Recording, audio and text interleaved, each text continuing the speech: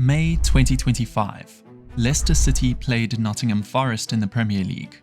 Millions watching worldwide. Both teams walk onto the pitch carrying logos from, let's say, dubious companies. Leicester's shirts read BC.game, a crypto casino declared bankrupt 6 months earlier, now relicensed through 2 Cent Technology Limited, a shell company registered in Belize that doesn't appear to exist in any registry on Earth. Forest's read Cayun Sports, a gambling brand whose UK license provider was shut down by the Gambling Commission just weeks later. 2 clubs, 2 compromised sponsors, and across the league that season, 14 of the 20 clubs in the league had a crypto trading, or gambling sponsor on their shirts. £170 million in crypto money flowing into the Premier League alone. This is the story of how European football sold its most valuable advertising space to companies that don't exist, sponsors that went bankrupt, and an industry that makes gambling look regulated. To understand how it happened, you have to start with the money that was already there.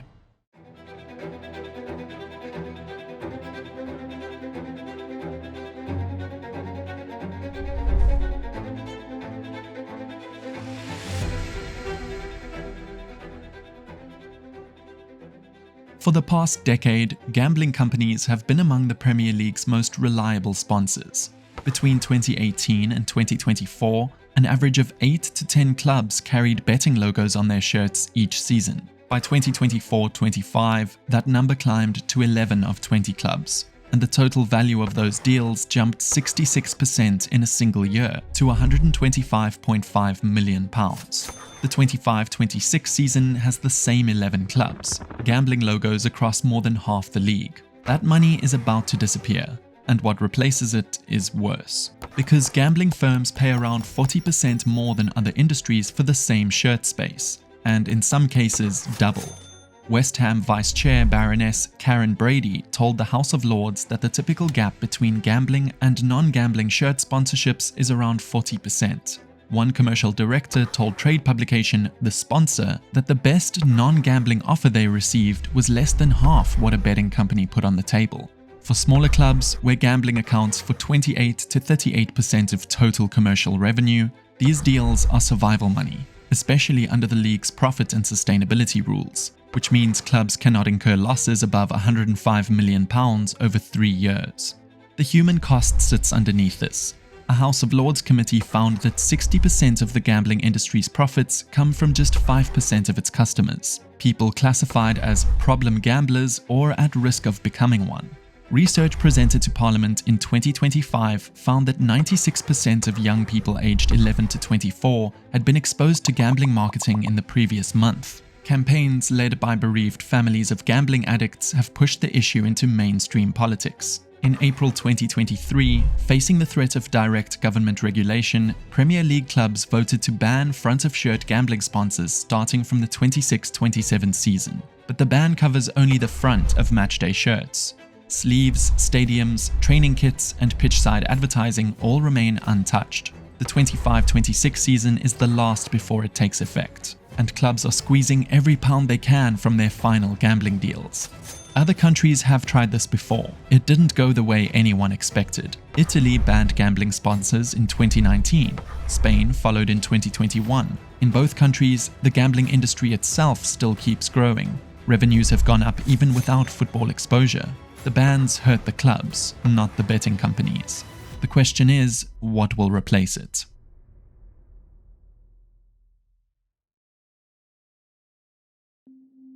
The answer is crypto. In the 23-24 season, 8 Premier League clubs had a cryptocurrency or online crypto trading sponsor. 1 year later, that number nearly doubled to 14 of the 20 clubs. Total crypto ad spending in the league that season reached £130 million, roughly $170 million. This is a separate count from the 11 gambling sponsors. Several clubs carry both.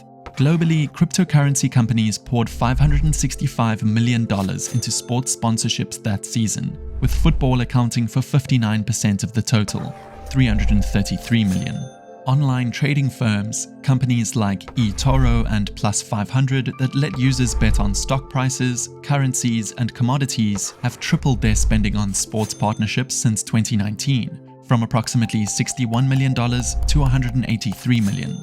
These are the numbers from Sportquake, a sports marketing agency that tracks deal flow across the industry.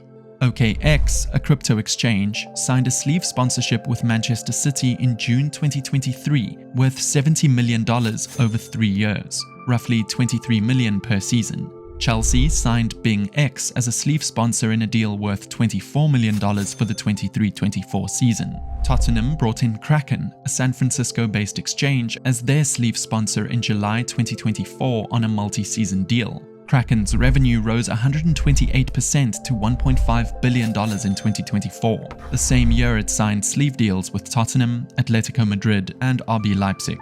The exposure seems to work for them. Across Europe's top 5 leagues, over 1/3 of clubs now have a crypto or crypto trading partner. Research by Play the Game, a Danish sports governance initiative, surveyed 9 top-flight leagues worldwide and found 173 active gambling partnerships sitting alongside 172 crypto partnerships, plus another 72 deals with platforms that offer both gambling and crypto trading under one roof. Football finance expert Kieran Maguire from the University of Liverpool puts it plainly: clubs carry credibility built over decades, and crypto companies want to borrow it. They reach fans with money to spend and an existing comfort with placing bets. Crypto investing, Maguire says, is really just gambling with a small g. In the space of 2 seasons, crypto and trading firms went from fringe sponsors to the dominant force in European football's commercial market. But the money was already leaving a trail. In July 2024, Leicester City announced BC Game as their new front-of-shirt sponsor. BC Game is a crypto casino, a single platform offering sports betting, casino games, and cryptocurrency trading. The deal was worth £30 million over 2 years, the most valuable sponsorship in the club's history. 4 months later, in November, a Curaçao court declared both of BC Game's parent companies, Block Dance BV and Small House BV, bankrupt. Users were owed over $2 million in unpaid winnings. After losing its Curaçao license, BC Game resurfaced on the island of Anjouan, part of the Comoros Islands off the east coast of Africa. The company now behind BC Game, 2 Cent Technology Limited, is registered in Belize, but when journalists from Josimar, a Norwegian football investigative outlet, checked with Belizean authorities, they confirmed no such company exists. FinTelegram, a financial crime intelligence platform, alleged that BC Game's sponsorship payments to Leicester came from an untraceable crypto wallet, bypassing standard banking checks. In Curaçao, Finance Minister Javier Silvania now faces criminal probes for allegedly enabling BC Game's license fraud. Leicester had every reason to walk away. Instead, they renewed for the 25-26 season. The club was already under investigation for financial losses exceeding the league's spending limits. Losing the sponsorship income would have blown a hole in their budget they had no way to fill. So they signed again, with the company operating from a shell that doesn't exist, licensed by an island most people have never heard of. Leicester's case is the most extreme, but the pattern repeats across Europe's biggest clubs.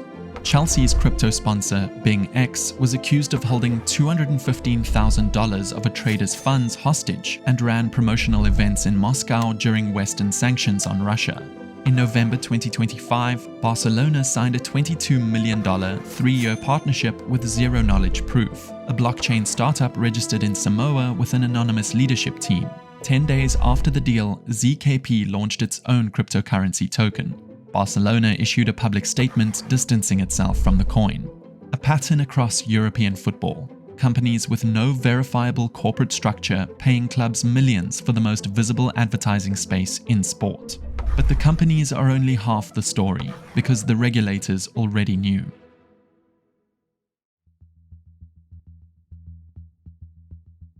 On February 24, 2025, the United States Department of Justice announced that OKX, Manchester City's $70 million sleeve sponsor, had pled guilty to operating an unlicensed money-transmitting business. The penalty was $504 million, split between a $420 million forfeiture and an $84 million criminal fine. Prosecutors found OKX had facilitated over $5 billion in suspicious transactions between 2018 and early 2024. The company is based in the Seychelles. It's not registered with the UK's Financial Conduct Authority, or FCA, the body responsible for regulating financial services in Britain. OKX's products remain accessible to UK users, with no regulatory protection. As this table shows, OKX is far from the only flagged sponsor in European football. Newcastle United sleeve sponsor VT Markets, an Australian trading firm, has been flagged by regulators in 4 countries: the UK, Italy, Belgium and Denmark, for operating without a license.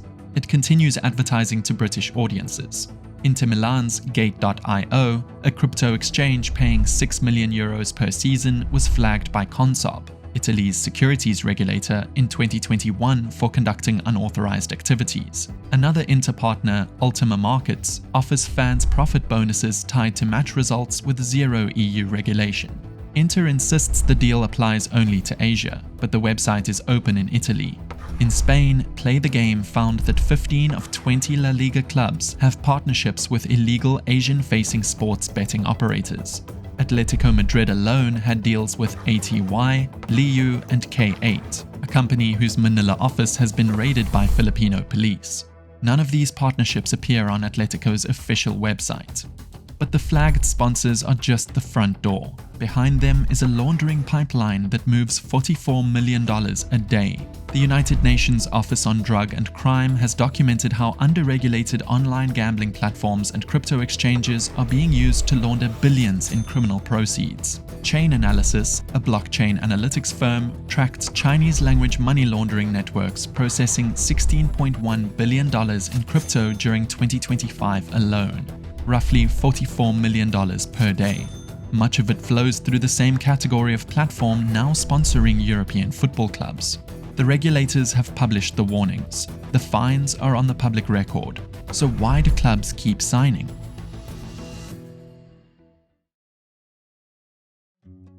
The reason clubs keep signing these deals, despite everything, comes down to arithmetic. The Premier League's total front-of-shirt sponsorship market is worth $525 million for the 25-26 season. Gambling brands account for $130 million of that, nearly a quarter.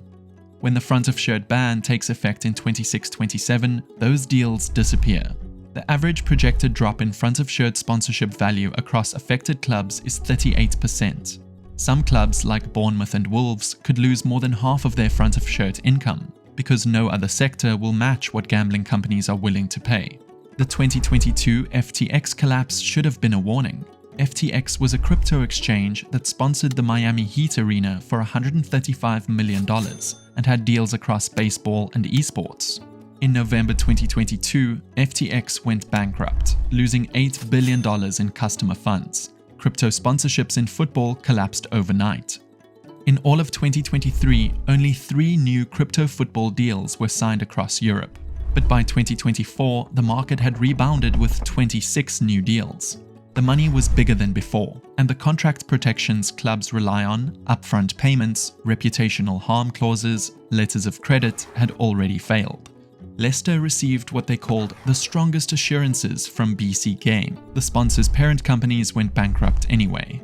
BC Game resurfaced under 2 Cent Technology Limited, a new entity registered in Belize, and Leicester kept the logo on their shirts. And then the system that was supposed to protect the clubs collapsed too. Then came TGP Europe. TGP was a white-label gambling operator, a company that held a UK gambling license and rented it out to overseas betting brands so they could legally operate in Britain. In May 2025, the UK Gambling Commission fined TGP £3.3 million for failing to vet business partners and for breaching anti-money laundering rules. Rather than fix the problems, TGP surrendered its license and left the market. 5 Premier League clubs were directly affected. The Gambling Commission wrote to Newcastle, Fulham, Bournemouth, Wolves and Burnley, warning that they were now promoting unlicensed gambling. Everton sponsor Stake had already been forced out of the UK market earlier that year. The blockchain sports sponsorship market is projected to grow from $2 billion in 2024 to $10 billion by 2035. Clubs are walking into a market where sponsors go bankrupt, get fined hundreds of millions, or turn out not to exist at all, and the money keeps getting bigger. So what did the ban actually change? The gambling ban was supposed to clean up football. Instead, clubs have traded one compromised industry for another. The logos on shirts change in 26-27. The dynamic stays the same. Clubs that can't afford to say no, sponsors that can't be traced, and fans turned into marketing targets for unregulated financial products. Even the ban itself is limited. According to data cited in Parliament, the front of the shirts accounts for just 7% of the roughly 3,500 brand exposures visible during a single Premier League broadcast. Sleeves, stadiums, training kits, pitchside boards, all untouched. The gambling industry at least operated under UK regulation. The crypto and trading firms replacing them may not operate under any regulation at all. Next season, when Leicester and Forest walk out onto the pitch, the gambling logos will be gone. The question is, what will be in their place? And whether anyone checked.